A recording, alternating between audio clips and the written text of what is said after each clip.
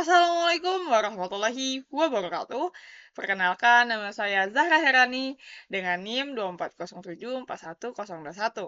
Pada kesempatan kali ini, saya akan mempresentasikan proyek yang sudah saya buat, yang mana ini berjudul Student Life Manager. Yang dimana ini adalah aplikasi manajemen jadwal mahasiswa yang berbasis desktop yang saya bangun menggunakan bahasa Python dan juga konsep Object Oriented Programming. Jadi mana penjelasan ini dibuat untuk memenuhi tugas akhir semester pada mata kuliah pemrograman berbasis Object Oriented dengan dosen pengampu Pak Arfi Pramudiantoro. Baik, kita akan lanjut saja ke slide pertama. Baik, pada slide kali ini kita akan membahas latar belakang, yang dimana latar belakang ini diangkat dari permasalahan umum yang dialami mahasiswa, yang dimana mahasiswa sering sekali menghadapi jadwal kuliah yang sering kali padat, dan aktivitas organisasi yang sering bentrok, serta tugas dengan deadline ketat, dan tanpa sistem manajemen waktu yang terpusat, mahasiswa seringkali lupa jadwal, kesulitan menentukan prioritas, dan terlambat menyelesaikan tugas. Maka dari itu, penggunaan sistem manual seperti catatan atau kertas juga tidak efektif karena mudah hilang dan tidak dikelola dengan baik. Oleh karena itu, diperlukannya solusi manajemen waktu yang terintegrasi dan praktis untuk membantu mahasiswa mengatur aktivitas dengan lebih efisien. Baik, kita akan lanjut ke slide berikutnya. Nah, di sini ada tujuan utama. Yang dimana tujuan utama pada kali ini adalah membuat sistem manajemen 3-in-1, yang dimana di sini juga mengatur jadwal kuliah, pertama, kegiatan organisasi, dan juga tugas dalam satu aplikasi dengan tampilan harian yang jelas. Nah, di sini membantu mahasiswa agar tidak terlambat deadline melalui pengingat otomatis dan penanda prioritas menggunakan warna. Lalu menyediakan dashboard pemantau untuk melihat aktivitas progres tugas secara langsung. Menghadirkan tampilan aplikasi yang mudah digunakan, modern, dilengkapi dengan warna yang informatif. Baik, pada slide kali ini kita akan membahas konsep OOP yang diterapkan. Pertama ada encapsulation, yaitu pengkapsulan. Nah, di sini seperti data seperti hari ini, mata kuliah, waktu, dosen, dan ruang disimpan di dalam objek. Data tidak diakses secara langsung tetapi melalui objek tersebut. Nah, tujuannya agar data lebih aman dan terkontrol. Lanjut ada abstraction. Abstraksi, yaitu proses yang rumit disembunyikan di balik tampilan yang sederhana. Pengguna hanya perlu menggunakan fungsi seperti tambah jadwal tanpa mengetahui proses di dalamnya, membuat aplikasi lebih mudah digunakan. Dan selanjutnya ada komposisi atau composition, yang dimana ini adalah aplikasi jadwal yang memiliki kumpulan objek yang dimana jadwal kuliah, tugas, dan organisasi yang 3-in-1 tadi. Nah, hubungannya HSA bukan turunan atau inheritance. Nah, di sini membuat sistem yang lebih fleksibel dan mudah dikembangkan. Lanjut ada separation of concern. Nah, di sini setiap kelas memiliki satu tanggung jawab utama. Nah, logika tampilannya di sini ada GUI, proses aplikasi dan data dipisahkan. Kode menjadi lebih rapi, mudah dibaca, dan mudah diperbaiki. Baik, kita akan lanjut ke slide selanjutnya. Baik, pada slide kali ini kita akan membahas arsitektur kelas, yang dimana di sini sudah saya buatkan flowchart-nya. Nah, di sini ada 4 kelas, yaitu ada jadwal kuliah yang dimana berisi hari, matkul, waktu, dosen, ruang, dan tipenya. Di mana ini menyimpan data perkuliahan. Lalu dilanjut juga dengan jadwal organisasi, yang dimana sama juga dia menyimpan kegiatan organisasi maupun juga dengan tugas. Dan di sini juga ada status deadline dan juga status selesainya. Di mana bisa kita lihat di sini juga aplikasinya. Nah, di sini ada aplikasi sebagai pengendali utama, yaitu tampilan atau GUI-nya. Nah, Sini bisa dilihat penambahan-penambahan tadi di sini semuanya dimasukkan ke dalam aplikasi ini. Baik, kita lanjut saja ke slide berikutnya. Baik, pada slide kali ini kita akan membahas fitur utama manajemen tugas, yang dimana fiturnya ada tab harian Senin sampai Minggu. Bisa kita lihat, ini bisa kita klik satu per satu, nanti akan saya demokan. Nah, di sini juga ada color coding, yang dimana pagi, siang, sore itu berbeda-beda. Nah, bisa kita lihat di sini, pagi pada jam 8.20 sampai jam 10 ini berwarna kuning. Jadi ini menentukan waktu matkulnya agar lebih mudah diingat juga tanpa perlu melihat waktunya lagi. Nah, di sini juga ada siang di mana ini diberi warna hijau muda dan untuk sore diberi warna ungu. Nah, di sini juga memiliki info lengkap dengan nama dosennya, ruangnya, lalu ada tugas atau tidaknya sudah dilengkapi di sini. Baik, kita lanjut saja ke slide berikutnya. Nah, di sini ada fitur dengan statistik dan dashboard. Nah, di sini ada waktu real time, yang dimana menunjukkan jam, menit, dan detik. Ini dengan format waktu Indonesia. Di sini juga ada yang selalu update sudah pastinya. Dan harinya juga menentukan dengan jadwal yang sudah ada. Lalu ada tampilan hari ini otomatis. Nah, di sini juga ada ringkasan yang dimana nanti akan saya praktekkan. Dimana ini adalah misalnya ada tugas yang sudah kita hapus atau kita selesaikan, ada nanti status tugas selesai. Dan begitu selanjutnya. Baik, kita akan lanjut ke slide berikutnya. Nah, di sini kita akan membahas flowchart pembentukan GUI, yaitu tampilannya ya. Nah, di sini kita ada untuk header frame, untuk frame-nya, untuk judulnya di sini, lalu ada tanggal dan waktu yang kita display seperti yang dicontoh tadi. Nah, di sini juga ada main frame-nya yang dimana ada 70% dan 30%. Kiri dan kanan. Nah, di sini juga ada update waktu yang secara real time, seperti yang kita lihat tadi. Lalu dari mainframe ini lanjut ke buat panel kanan dan panel kiri. Nah, untuk panel kiri sendiri akan melanjut ke tab navigation, yang dimana ini ada active styling. Lalu untuk panel kanan akan ke content area, canvas dan scroll bar dan dynamic content. Di sini juga ada form board, 3 tabs for input dan self-configuration. Nah, turunan dari sini ada buat form organisasi, buat form tugas, dan buat form jadwal. Yang dimana di sini semua akan lanjut ke GUI komplit, yang dimana sudah tersedia dan ready for user interaction. Jadi, sudah siap untuk digunakan oleh user. Baik, untuk selanjutnya kita akan ke slide selanjutnya lagi. Baik, pada slide kali ini kita akan membahas flowchart proses tambah data, yang dimana jika user mengklik tombol simpan jadwal dan memberikan input dari form yang akan diambil dari form, nah di sini akan dilakukannya validasi input apakah semua sudah benar. Jika tidak, akan dilakukannya peringatan agar diulang lagi gitu dengan kata tidak valid. Nah, di sini bisa dilihat jika tidak sesuai format ini maka akan disuruh untuk mengulang.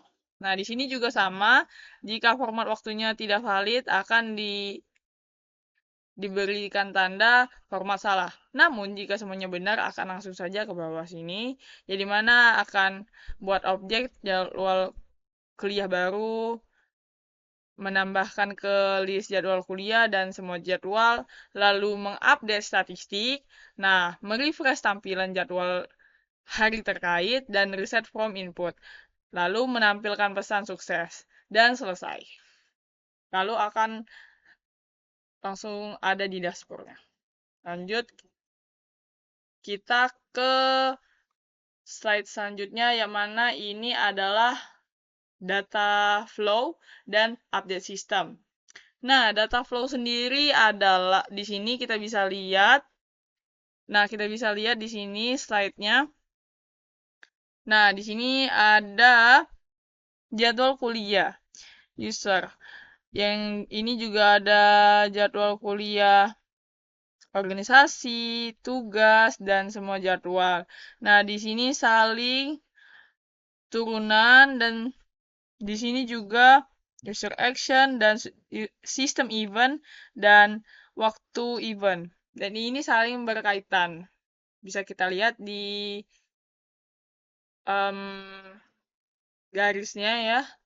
Lalu akan selalu diupdate UI-nya dan datanya. Jadi selalu real time. Jika ada data baru akan selalu ditampilkan dengan hal yang baru. Tinggal selalu refresh. Lalu kita akan lanjut ke slide selanjutnya. Baik, pada slide kali ini kita akan membahas algoritma utama dalam aplikasi ini. Yang dimana di sini bisa kita lihat, di sini yang pertama ada time-based color coding. Nah, bisa kita lihat jam mulai kurang dari 10, ini termasuk pagi. Jadi akan menampilkan warna kuning seperti yang di kode ini. Kode warna ini, lalu di jam 10,10:15 yang dimana ini adalah siang akan menampilkan warna hijau. Lalu di atasnya lagi akan menampilkan sore atau malam yang dimana akan diberikan warna ungu. Nah, kita lanjut lagi ini ke deadline prioritasnya. Nah, jika selesai akan diberikan warna hijau. Jika lewat dari deadline akan diberikan warna merah. Dan jika H-3 hari akan diberikan warna kuning. Lalu selanjutnya jika masih kurang dari 3 hari akan diberi warna biru. Baik, di sini bisa dilihat kodenya di bawah sini. Lalu di sini juga ada data validasi, memastikan semua input wajib terisi, validasi format waktu yang sudah seharusnya, dan tanggal yang sudah seharusnya, penanganan nilai numerik, misalnya jam, dan tampilan pesan kesalahan yang informatif. Sini UI komponennya. Nah, di sini ada scrollable canvas-nya juga, ada scrollbar setup, ada mouse wheel, binding, dan dynamic content loading. Auto scroll religion update. Nah, di sini juga ada real time untuk waktunya, jamnya. Di sini ada date time untuk setiap detik, formatnya Indonesia, untuk urut afternya, lalu continuous update log. Nah, di sini bisa kita lihat input processing-nya. Nah, jadi untuk kepanjangan operasi, untuk penyimpanan. Di sini UI komponennya. Baik, kita akan lanjut ke slide berikutnya. Nah, di sini adalah error handling system. Jadi di sini bisa kita lihat, ini untuk validasi flow juga. Seperti misalnya yang kayak saya jelaskan tadi, yang di tambah jadwal akan ada peringatan jika ada yang salah. Gitu. Nah, seperti ini bisa kita lihat ada require-nya semua file harus terisi, dan format waktunya harus benar, dan sebagainya. Maka akan menginput validasi yang benar. Data processing ke 4 source-nya dan sukses, dan akan menampilkan pesan sukses gitu. Nah, kita lanjut ke slide berikutnya. Baik, pada slide kali ini kita akan membahas stake-nya dan pemilihan alasannya. Yang dimana aplikasi ini dibangun menggunakan Python dengan framework Tkinter. Nah, Tkinter ini dipilih karena sudah tersedia secara default di Python dan juga ringan, cepat, dan dapat dijalankan di berbagai sistem operasi. Lalu di sini juga ada arsitektur OOP yang sudah kita bahas tadi, 4 kelas utamanya, yang dimana digunakan untuk menjaga struktur kode tetap rapi dan mudah dikembangkan. Sementara penyimpanan data masih menggunakan list Python. Karena sesuai dengan skala project yang saya buat ini masih sementara untuk tugas. Lalu desainnya palet warna custom. Di sini kita sudah custom. Jadi oke, nah di sini kan sudah bisa dilihat, bisa dijalankan ke beberapa OS, Windows, baik pun Mac dan Linux. Dan disesuaikan untuk project saya kali ini. Kita lanjut ke slide selanjutnya. Baik, pada slide kali ini tentang tantangan dan solusi. Nah, beberapa tantangan dalam pengembangan aplikasi ini diantaranya ada sinkronisasi data antar komponen yang dimana dan tampilan yang nyaman meskipun banyak data. Nah, serta validasi input dan penanganan error. Jadi, semua tantangan ini tersebut diselesaikan dengan pendekatan event driven. Bisa kita lihat di sini. Penggunaan scroll dan juga validasi input data berlapis. Nah, kita akan lanjut ke slide selanjutnya. Nah, di sini saya memberikan beberapa bukan opsi ya, kayak potensi pengembangan ke depannya. Nah, di sini ada integrasi database yang dimana di sini menyimpan data menggunakan data lokal agar data tidak hilang saat aplikasi ditutup. Nah, selanjutnya ada sistem notifikasi. Lanjut, ada yang dimana menambahkan pengingat melalui notifikasi desktop serta opsi email atau SMS. Lalu ada sistem multi-user, menjadikan fitur login, registrasi, dan pengelolaan profil pengguna. Lanjut, ada fitur ekspor data. Menyediakan ekspor laporan ke format PDF dan Excel. Lalu ada versi aplikasi mobilenya, yang mana jika dikembangkan ke versi mobile dengan sinkronisasi data melalui cloud akan lebih lebih fleksibel untuk digunakan. Nah, di sini baik, kita sudah sampai ke slide kesimpulan, yang dimana di sini ada capaian project, di mana aplikasi manajemen jadwal 3-in-1 berhasil dikembangkan dan berjalan dengan baik. Seluruh fitur utama berfungsi sesuai kebutuhan pengguna. Lalu tampilan aplikasi mudah digunakan dengan sistem dark modern dan sistem validasi penanganan error berjalan dengan baik, pembaruan data dan statistik tampilan secara real time. Lalu di sini juga ada pelajaran yang diperoleh, penerapan konsep OOP pada aplikasi berbasis GUI, pentingnya desain yang berfokus pada pengguna, lalu pemahaman pola event driven programming, lalu pengelolaan waktu yang baik dalam pengembangan proyek. Nah, di sini mengelola waktu secara efektif adalah keterampilan penting yang dapat meningkatkan kualitas hidup kita. Nah, cukup dari itu presentasi saya, maka akan saya lanjut ke demo aplikasinya. Baik, kita sudah berada di aplikasinya. Di sini bisa kita lihat di dashboardnya ada judul Student Life Manager, dan di sini ada hari ini Sabtu, lalu dilanjutkan dengan tanggal dan bulan dan tahun, serta jam, menit, dan detiknya. Nah, di sini juga bisa kita lihat di sini ada jadwalnya. Nah, ini Senin, dan ini bisa di-scroll. Dan di sini ada, nah, sesuai dengan jam dan waktu. Warnanya menyesuaikan dengan jam. Lalu di sini juga ada, ya seperti bisa kita lihat semuanya. Nah, di sini hari Minggu tidak ada jadwal. Maka dari itu jika teman-teman ingin menambahkan jadwal, di sini ada tambah jadwal, atau tambah tugas, atau tambah organisasi. Nah, di sini kita contohkan menambahkan jadwal. Nah, kita menambahkan di hari Minggu, karena ini tidak ada jadwal ya. Nah, mata kuliah misalnya multimedia. Waktunya jamnya hours. Di sini kita jam 9.00 sampai jam 10.00. Nah, di sini dosennya misalnya Pak Arfi. Ruangannya lab multimedia. Nah, kita simpan jadwal.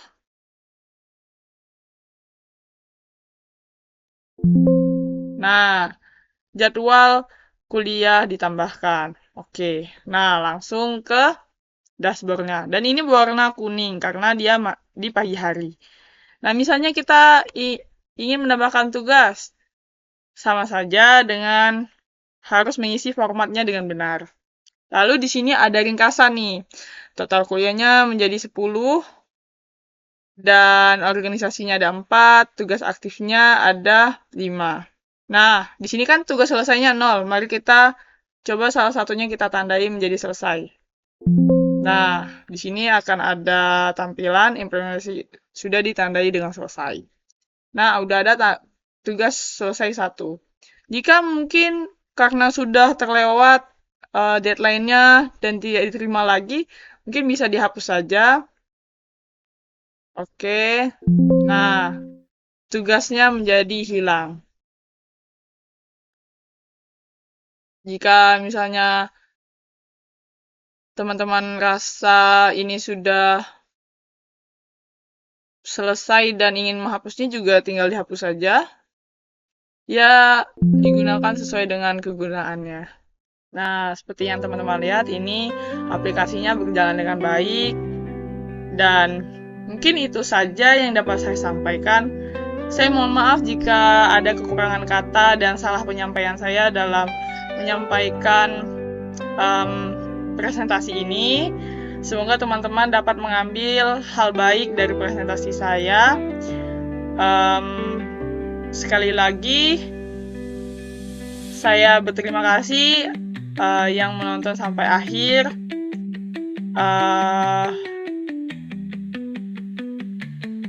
Baik, saya akhiri. Wassalamualaikum warahmatullahi wabarakatuh. Terima kasih.